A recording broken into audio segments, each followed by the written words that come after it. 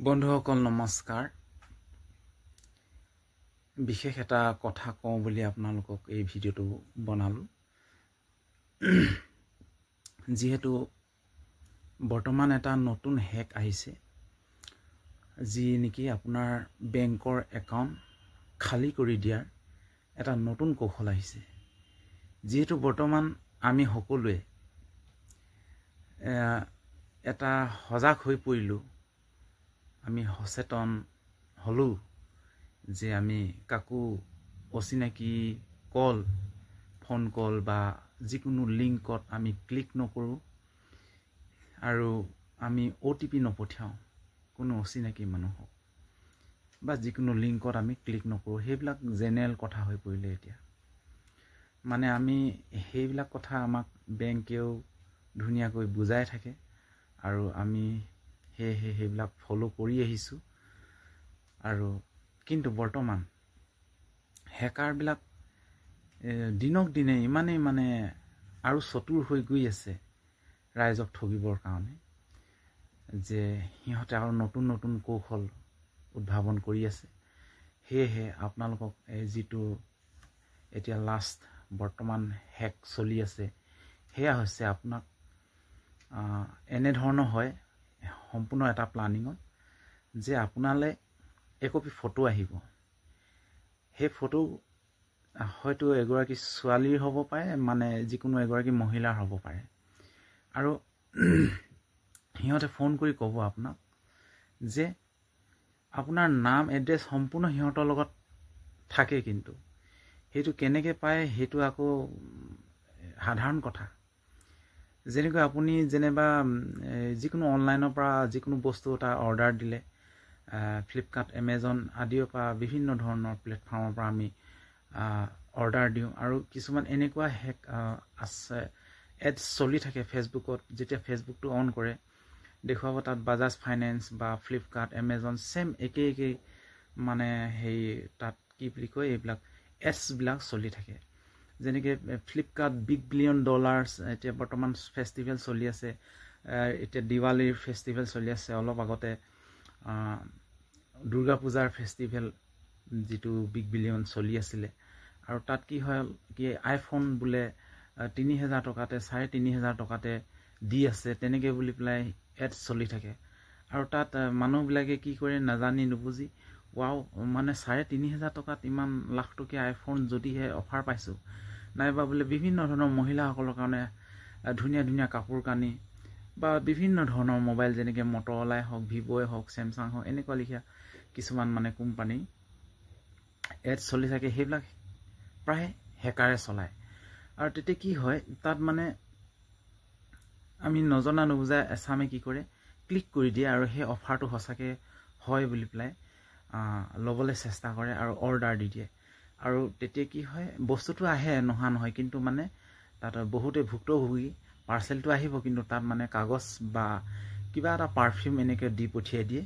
তাৰপিছত সিহঁতৰ সিমানতে শেষ নহয়, আপুনি কেছ অন ডেলিভাৰী কৰি দিব, কেছ অন ডেলিভাৰীয়ে কৰিব, কিন্তু পইচাটো পে' কৰাৰ পিছত সিহঁতৰ পৰা আকৌ ৰিফাণ্ড নহয় পইচাটো। তেনেকুৱা এটা সিহঁতৰ ইছ্যু অলৰেডি বনাই থৈ দিয়ে। আৰু সেয়েহে যিকোনো বস্তু আমি অৰ্ডাৰ দিয়া আগতে, অনলাইনৰ পৰা অৰ্ডাৰ দিয়া আগতে আমি সম্পূৰ্ণ তাৰ ইছ্যুটো গোটেই গাইডলাইনখিনি সম্পূৰ্ণ পঢ়ি ল'ব লাগে, জানি ল'ব লাগে যে এই বস্তুটো যদিহে ফ্ৰড আহে, তেতিয়াহ'লে আমি অৰ্ডাৰ আমাৰ পইচাটো আকৌ ৰিফাণ্ড হ'বনে নহয়, সেইবিলাক সম্পূৰ্ণ পঢ়ি লৈ, আৰু সিহঁতে কিমান দিন ৱাৰেণ্টি গেৰেণ্টি দিছে, সেইবিলাক সম্পূৰ্ণ পঢ়ি লৈহে যিকোনো এটা বস্তু অনলাইনৰ পৰা অৰ্ডাৰ দিয়া উচিত।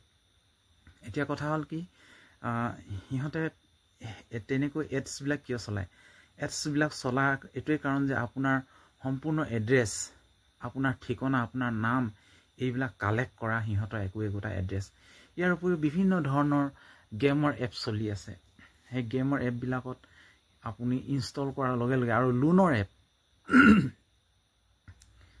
আৰু এটা ফ্ৰড চলি আছে, যে আমাৰ মাননীয় মুখ্যমন্ত্ৰীৰ ফটোকপি লগাই পেলাই এডছ চলাই থাকে সিহঁতে, যে অসমীয়াত সম্পূৰ্ণ ধুনীয়াকৈ লিখা থাকিব যে আপুনি বোলে 3 বছৰ কাৰণে 2 বছৰ কাৰণে ইমান টকা লোন লওক আৰু মাহেকত ইমান ইনষ্টলমেণ্ট আহিব EMI-টো আহিব এনেকৈ বুলি পেলাই বিভিন্ন ধৰণৰ এডছ এপবিলাক সিহঁতে চলাই থাকে ঠিক আছে তেতিয়া কি হ'ল সেইবিলাক আমাৰ অসমৰ মানুহে মানে ক্লিক কৰি দিয়ে সেইবিলাক লিংকত ক্লিক কৰি পেলাই যায় কিন্তু চাই গৈ যেতিয়া আপুনি ষ্টেপ বাই ষ্টেপ গৈ থাকিব সিহঁতে আপোনাৰ মোবাইলটো হেক কৰিবৰ কাৰণে সম্পূৰ্ণ প্লানিঙত গৈ থাকে ষ্টেপ বাই ষ্টেপ এনে নকৰিব এইবিলাক সব ভুৱা হয় ঠিক আছে তেনেকুৱা বিভিন্ন ধৰণৰ লটাৰীয়ে হওক কিবা হয় এইবিলাকতো আহিয়ে আছে এতিয়া ঠগবাজি যিহেতু ঠগবাজ বুলি কোৱা বস্তুটো অনলাইনত আজিকালি বহুত চতুৰ হৈ পৰিছে ইমানেই মানে সাংঘাতিক